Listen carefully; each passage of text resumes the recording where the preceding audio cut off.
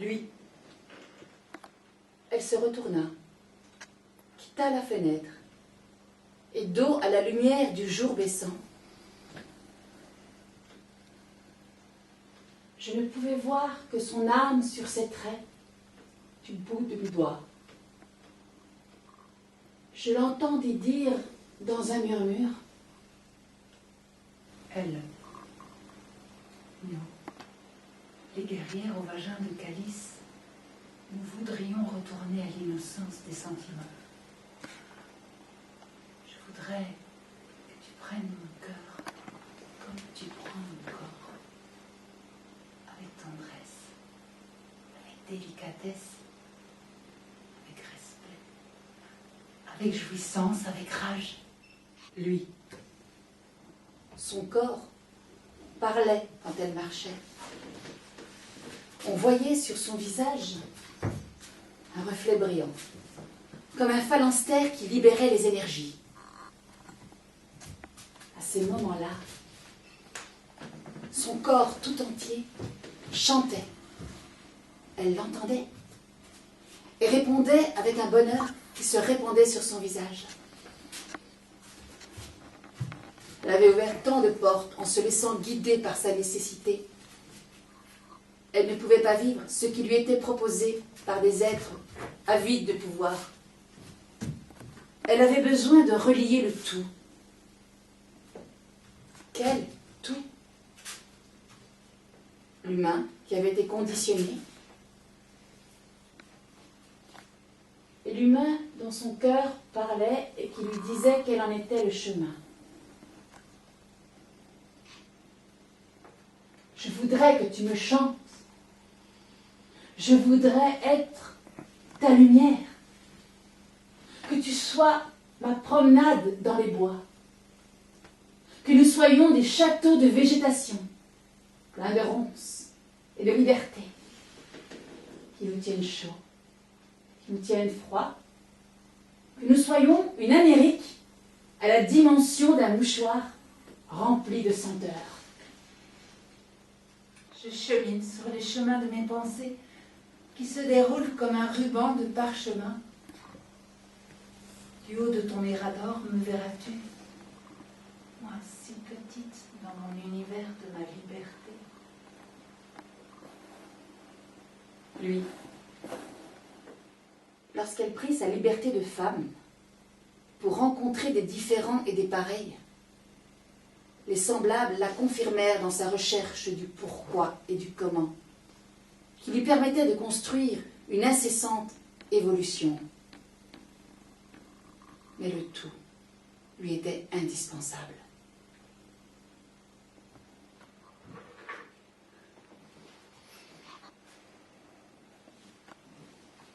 L'un qu'elle avalait à grandes goulées,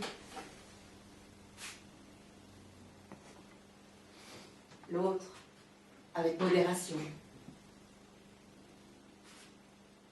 Une partie lui permettait de voler, une autre la ramenait à l'équilibre.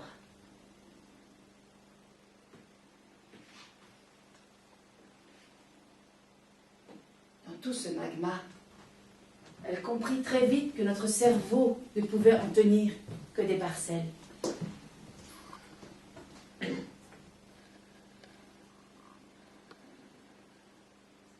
Du haut de ton mirador, m'entendras-tu? Moi, si petit dans cet univers de ma liberté. Je sens encore tes mains, mon souffle s'accélère, je ferme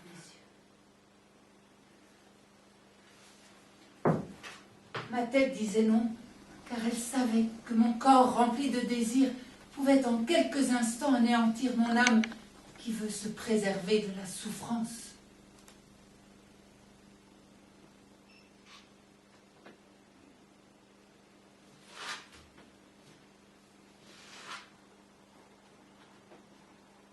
Je m'en allais au-delà des images, au-delà des croyances, pour un nouveau parcours.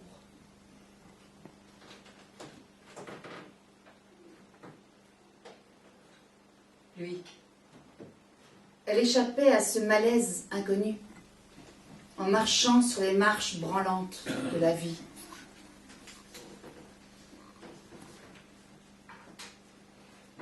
Silence, ma vie, qu'attends-tu de moi? Je savais que j'étais venue pour cela. Une lutte pour sentir, apprécier, savourer, vivre. J'aime tant et tant pourtant. Ce n'est qu'une bête histoire d'amour qui se termine avant d'avoir commencé. J'ai promis. Je ne l'emmènerai qu'au pays dont elle rêve.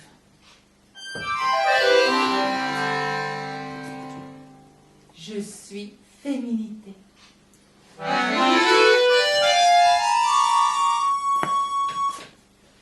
Depuis la naissance de l'univers, je suis force et faiblesse, motrice du monde.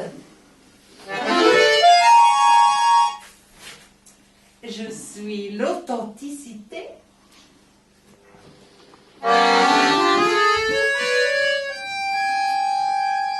Je m'en irai vers le cosmos afin de découvrir l'infini dans le but de lui donner vie.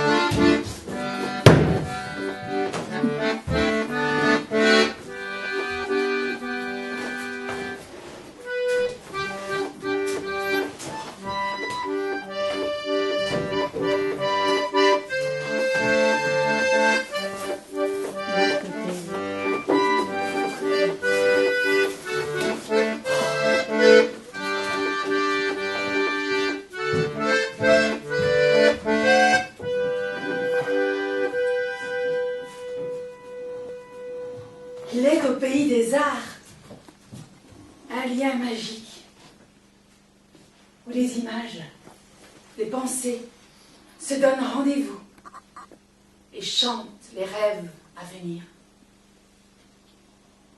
Ce clair-obscur, ce visible-invisible, ce regard construit, structure notre esprit formé par un entassement millénaire d'informations diverses. Le pays des arts a vu naître des mouvements différents et incessants.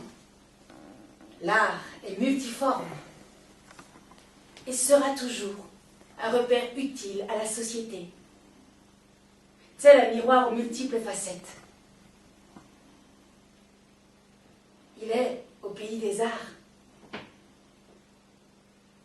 Le pays des arts laisse percevoir aux spectateurs, au-delà du simple regard, un message parfois si violent qui bouscule le quotidien. Le pays des arts laisse percevoir un message qui remonte du plus profond de la Genèse à la douceur si lumineuse de l'universel. L'art nous emmène. L'art nous emmène.